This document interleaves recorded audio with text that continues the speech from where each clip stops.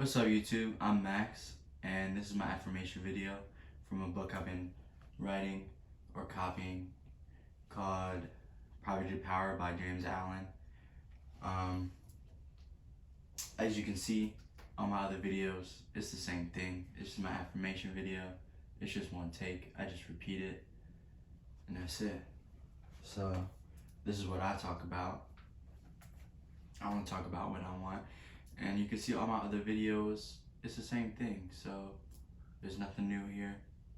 I hope you listen to what I have to say, because God's gonna drop it. So this is the acquisition of spiritual power. The world is filled with men and women seeking pleasure, excitement, novelty, seeking ever to be moved by laughter or tears.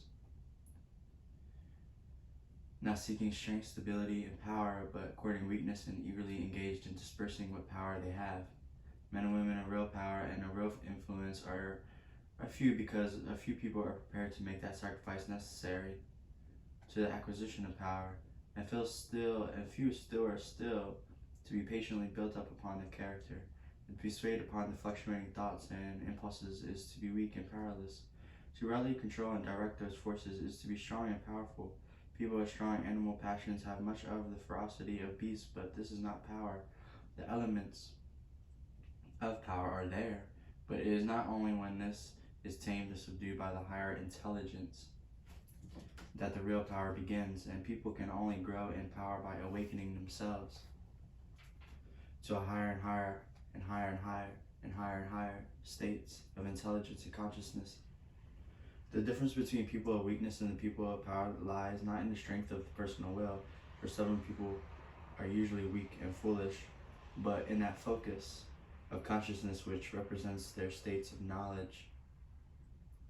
The pleasure seekers, the lovers of excitement, the hunters after the novelty, and the victims of impulse and the hysterical emotions of lack that knowledge of principles which gives balance, stability, and this is the influence.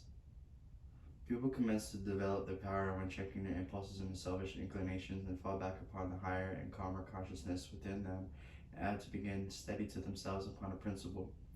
The realization of unchanging principles in the consciousness is at once the source of the love and the source of the secret and the source of the highest power. When after much searching and suffering and sacrificing, the light of an eternal principle dawns upon the soul, and the divine calm ensures joy and unspeakable gladness to the heart. Those who have realized such a principle cease to wander and remain poised and self-possessed.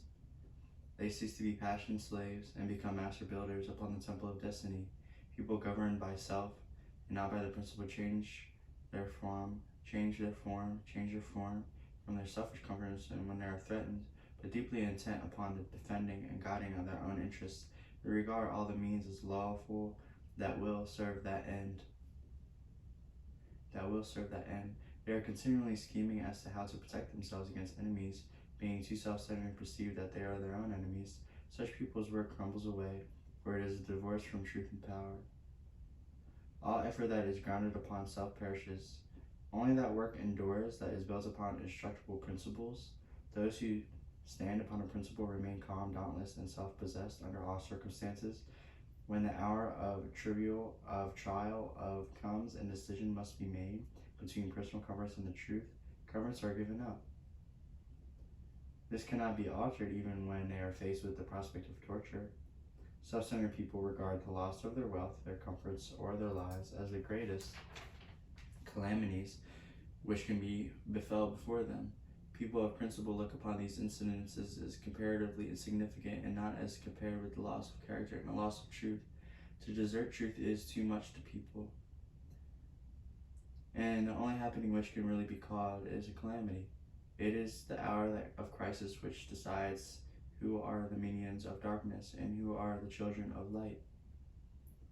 It is by this threatening disaster of ruin and persecution, or COVID-19, which divides the sheep from the goats and reveals to the whole world this true gaze of succeeding ages of men and women of real power. It is easy for people to, so long as they are left in the enjoyment of the possessions, to persuade themselves that they believe in and adhere to these principles of peace, harmony, and universal love. But when their enjoyments are threatened, or they imagine that they are threatened, they begin to clamor loudly for war. Such people show that they believe in and stand upon not only peace and harmony and love, but strife, selfishness, and hatred.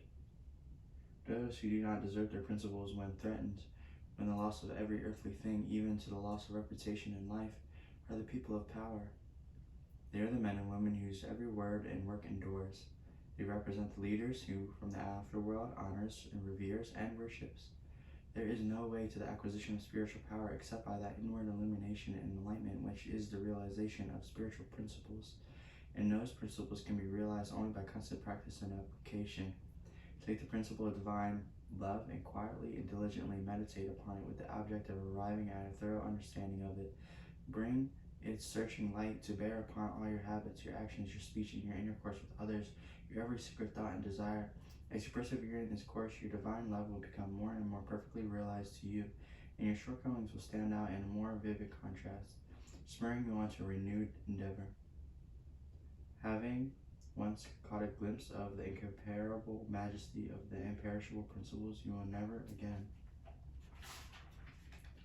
rest your weaknesses or your selfishness or your imperfections, but you will pursue that love until you have relinquished every discord at every element and have brought yourself into perfect harmony with it. And that state of inward harmony is spiritual power. Take also other spiritual principles such as purity and compassion and apply them in the same way. So exacting is the truth, you will be able to make no stay or no resting place until the inmost garment of your soul has been clean of every stain of your heart and has become incapable of any hard or condemnatory or pitiless impulses. Only insofar as you understand, realize, and rely upon these principles, you will be acquired to spiritual power, and that power will be manifested in and through you and in the form of increasing dispassion, patience, and equality. Dispassion argues superior self-control. Sublime patience is the very hallmark of divine knowledge, and the retainment of unbroken calm amid all the duties and distractions of life marks off the people of power. It is easy in the world to live around these afterworlds of opinions. It is also easy to live in the solitude and to live after some other, but truly great people are those who, in the midst of all of the crowd, keep their perfect sweetness, the independence of solitude.